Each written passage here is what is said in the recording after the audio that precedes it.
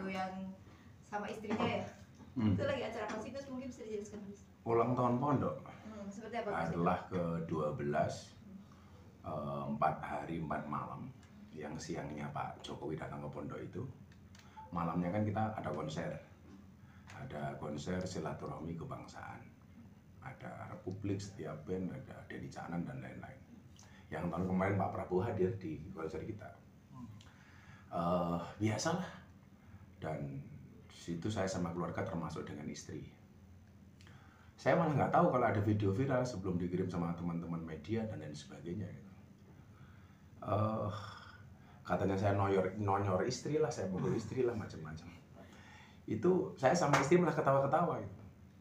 Itu kan jadi rame mungkin kalau saya lihat salah satunya karena ada yang ngedit ininya dicepatin sehingga seolah-olah saya sama istri berantem atau apa gitu. Istri malah ketawa. Itu malah justru keseharian saya sama istri. Karena dalam rumah tangga itu ada bahasa begini. Suami yang baik itu karakternya adalah dohukan idza walaj, sikitan idza kharaj. Jadi suami yang baik itu adalah ketika di rumah, ketika sama istri dia menjadi penghibur terbaik untuk istrinya. Tapi ketika di luar, dia nggak akan ngomong soal rumah tangga. Makanya saya tuh sama istri malah lebih banyak guyonnya, di rumah itu nggak ada seriusnya. Nggak ada seriusnya. Jadi itu satu hal yang bagi saya sama istri itu ya hampir setiap hari guyonnya seperti itu. Apalagi kalau udah masuk kamar. Nggak ada serius-serius sama sekali, istri lagi tidur, kadang-kadang masukin selimut, kentut berdua, gitu, itu biasa itu. Dan bagi kami ya memang rumah tangga saya seperti itu. Sehingga kalau di framing ini saya kasar sama istri dan sebagainya, ya istri malah ketawa-ketawa itu loh.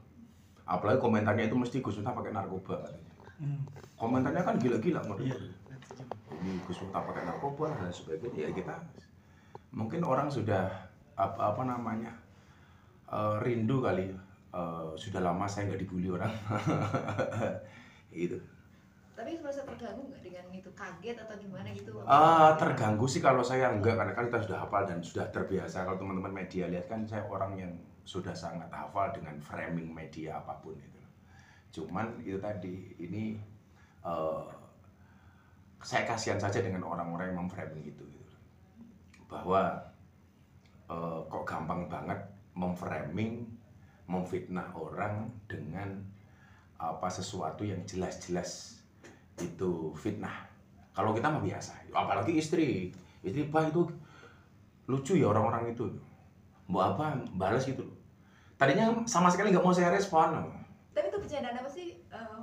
Jadi posisinya waktu itu adalah saya dan istri sangat happy dengan acara itu karena alhamdulillah pondok kita bisa dihadiri sama presiden, tahun kemarin dihadiri sama Pak Prabowo. Terus, tadinya kan saya ada tamu VIP teman saya di situ. Terus kemudian istri panggil, duduk sama saya, Bun, saya yang sini. Nah, itu pas lagunya Denny Canan pas siapa kan Denny udah kayak anak saya. Dan kita senang dengan lagu itu, saya dengan istri dengan lagu itu senang, istri dengan lagu itu senang. Ya biasa. Gemes itu loh. Itu bahasa gemes sama istri. Bahasa gemes, dan istri saya setiap kali saya pegang kepala itu menikmati. Ya itu justru istri saya itu akan sangat khawatir ketika saya tidak berperilaku yang aneh seperti itu. Yang gemes seperti itu.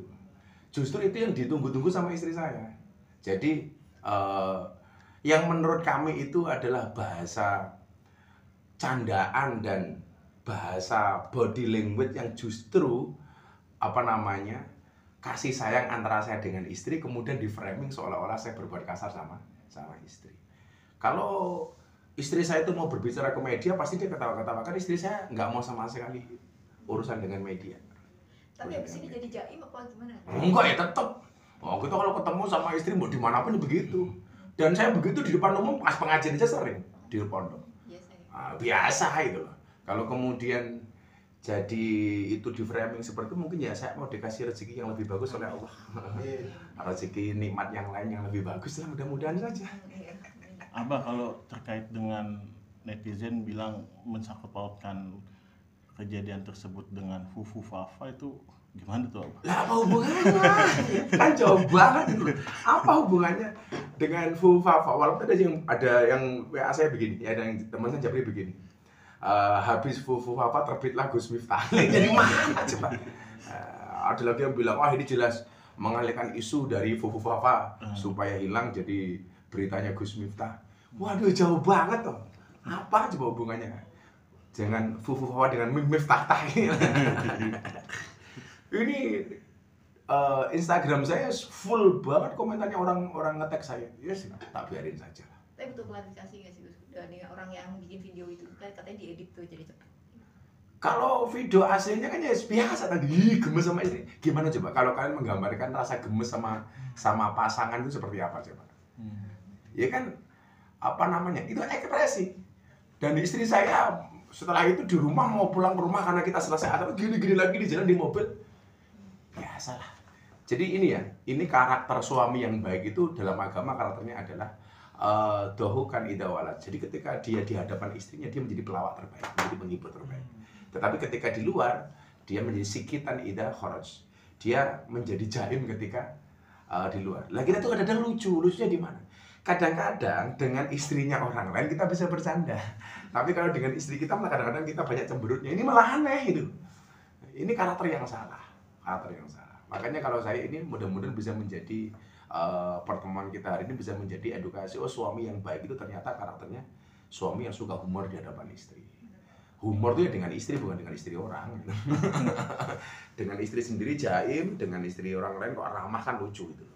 Tapi pernah tercoreng nggak sih Gus dengan diviralin terus kemudian dikasih kayak Coba kalau teman-teman lihat dalam sejarahnya Gus Miftah itu, berapa kali sih Gus Miftah di framing seperti ini?